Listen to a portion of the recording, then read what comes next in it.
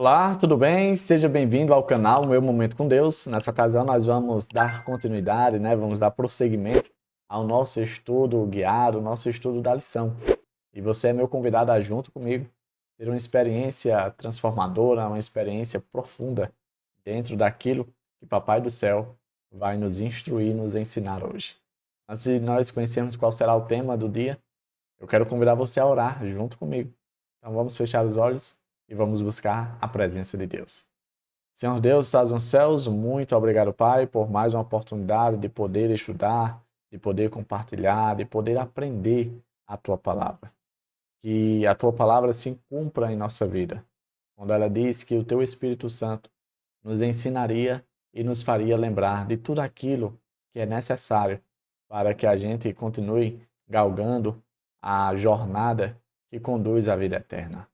Perdoa os nossos pecados, dá-nos a tua paz, é isso que nós pedimos em nome de Jesus Cristo. Amém. Pois muito bem, hoje nós vamos estudar o tema de quinta-feira e o tema é limites e regras. Eu separei aqui alguns pontos para nós conversarmos um pouco sobre, e aí o primeiro ponto diz o seguinte, ó. O conflito cósmico é, acima de tudo, uma disputa a respeito do caráter de Deus, gerada pelas acusações do diabo contra o seu governo, sua bondade e sua justiça. Você há de recordar, junto comigo, que Deus tinha criado tudo perfeito, inclusive os seus anjos. Satanás, no princípio, na sua origem, ele era perfeito, ele era bom, mas algo inexplicável, porque é exatamente isso, o pecado, a existência, a aparição do pecado, não existe explicação. O pecado um dia nasceu no coração daquele que um dia se chamou Lúcifer, um anjo portador de luz. E ali ele começou a dar espaço, a dar margem a pensamentos, a coisas que, quem sabe, não tinha nenhum motivo para aquilo. Quem sabe não, não tinha razão para isso. Porque ele começou a acusar o governo de Deus, dizendo que o governo de Deus não era um governo justo, que Deus não era correto no seu proceder. Ele acusou a bondade de Deus. Será mesmo que Deus é bom? Foi esse tipo de questionamento que ele levantou. A justiça de Deus. Colocou a ideia de que a lei de Deus era pesada demais, era opressora, injusta, algo que, por exemplo, não haveria necessidade, principalmente para seres perfeitos como os anjos, seres elevados como os anjos eram. Tudo bem, os seres humanos, porque são seres inferiores, mas na cabeça dele, ele não conseguia entender, porque ele, os anjos, deveriam estar debaixo de uma lei. E isso tudo ele foi fomentando e foi compartilhando e foi difundindo para outros anjos, a ponto de uma terça parte comprar suas ideias. O segundo ponto que eu destaquei diz o seguinte: tal conflito não pôde ser resolvido simplesmente pelo poder, mas exige que cada lado demonstre suas afirmações. Nós sabemos que o nosso Deus ele é todo poderoso e que não existe limites para ele. Além dele ser infinito, é todo poderoso. Ele poderia simplesmente resolver aquilo, quem sabe, com um único pensamento, mas isso não condiz com o caráter dele. Isso poderia piorar a situação. Porque imagina só, um dia Lúcifer está fazendo acusação, no outro dia Lúcifer não existe mais. O que os outros anjos iriam pensar?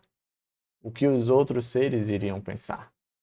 Pois é, por conta dessas acusações, por conta da existência do pecado que brotou no coração de um anjo perfeito, Deus teve que seguir as regras de engajamento. E ali foi se levantado uma espécie de CPI, né?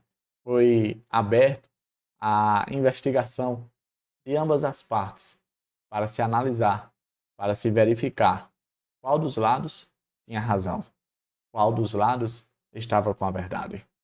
O terceiro ponto que eu destaquei diz o seguinte, ó: quando são apresentadas alegações graves contra alguém que está no poder, a melhor e talvez a única maneira de responder a essas acusações é permitir que seja feita uma investigação independente, imparcial e aberta.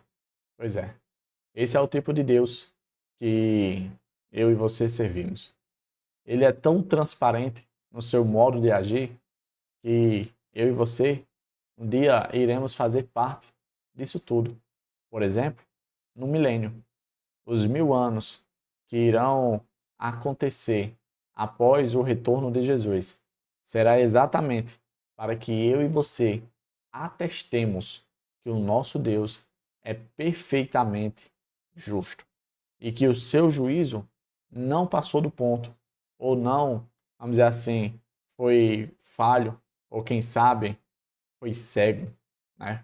Como a gente muitas vezes vê ao nosso redor, uma justiça cega, uma justiça que não contempla, que não cobre aqueles que estão passando por situações de injustiça. Por conta que o nosso Deus, ele é 100% justo, o seu governo é regido por meio do amor, ele se permite passar por essa situação. E isso fala muito ao seu respeito.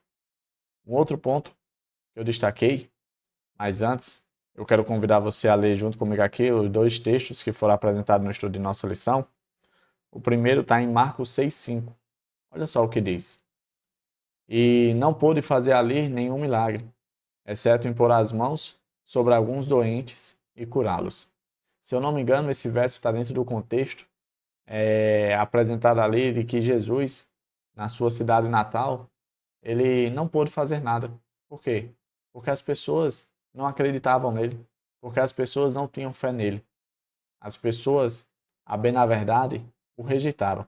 Não foi à toa que ele falou que um profeta não pode fazer muito pelos seus, porque normalmente acontece de ser rejeitado.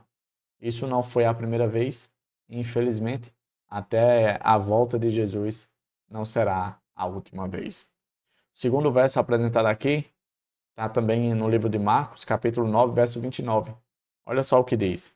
Ele respondeu: essa espécie só sai pela oração e pelo jejum. Isso daqui aconteceu quando Jesus estava voltando do monte, onde ele passou pela experiência da transfiguração. E lá ele se depara com os seus discípulos, né, de certo modo envergonhado, porque um pai chegou com um filho possesso de um demônio e os discípulos não conseguiram expulsar aquele demônio. E aí o pai, transtornado, chegou e comentou com Jesus, dizendo: olha, os teus discípulos tentaram, mas não conseguiram. E aí Jesus apresenta essas palavras, dizendo: não, esse tipo, essa espécie, esse demônio que está tomando conta do seu filho, ele só sai com oração e jejum. Ou seja, requer um nível de preparação. Com base nesses 2 versos, eu separei aqui 2 pontos para a nossa reflexão e diz assim, ó: em ambas as histórias parecem estar em vigor alguns limites ou regras de engajamento relacionadas com elementos como fé e oração. Muitas pessoas foram alcançadas por Jesus, foram curadas por Jesus porque exerceram fé, e fé extraordinária. Podemos citar vários exemplos, como a mulher do fluxo de sangue, como o líder, né, da guarda, que foi até Jesus e disse: olha, não precisa o Senhor ir até lá, impor as mãos sobre o garoto, basta que o Senhor dê a ordem, porque eu sei, eu estou acostumado a isso. Eu dou a ordem para um soldado, para ele ir, ele vai. Eu dou a ordem para ele vir e ele vem. E se o Senhor der a ordem, com certeza isso vai acontecer. Jesus ficou admirado com aquela fé. Podemos também, por exemplo, citar a mulher cananeia, que era da Fenícia, né, que pediu para que Jesus curasse a filha dela que estava possessa por um demônio. E aí Jesus faz aquela analogia com os cachorrinhos comendo das migalhas que caem da mesa. E ali Jesus também elogia a fé daquela mulher, ou seja, muitas pessoas exerceram fé e foram não apenas apreciadas por Jesus, mas tiveram as suas petições, os seus desejos, as suas angústias, de certo modo, sanadas por Jesus. Um outro atributo que a gente viu aqui é a questão da oração. A oração, ela é muito importante. Por isso que eu e você somos incentivados a sempre exercer a oração intercessória. Porque como nós já vimos, o nosso Deus, por conta do conflito cósmico ou grande conflito, ele, de certo modo, tem sido limitado na sua esfera de atuação para respeitar exatamente essas regras de engajamento que foram impostas por conta das acusações de Satanás. E aí, quando eu e você volvemos a nossa voz em oração, nós, de certo modo, retiramos essas limitações sobre Deus e de certo modo, fazemos com que a nossa oração seja um mover das mãos de Deus em prol das pessoas que amamos, em prol de nós, em prol das necessidades humanas. O último ponto que eu destaquei diz assim, ó, na Bíblia, há evidências de que a oração faz diferença no mundo, dando espaço para as ações divinas, que, de outra forma, poderiam não estar disponíveis em termos morais. Em outras palavras, essas regras de engajamento é como se fosse um processo judicial, em que as partes devem apresentar os seus argumentos. E esses argumentos devem estar, de certo modo, alinhados com algumas implicações, algumas regras. Porém, quando eu e você se utilizamos do instrumento da oração, nós meio que anulamos essas regras que foram colocadas sobre o nosso Deus.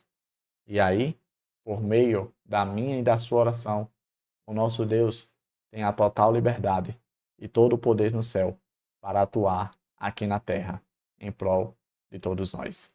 Chegamos ao fim de mais um estudo guiado, hoje tratando sobre os limites e regras.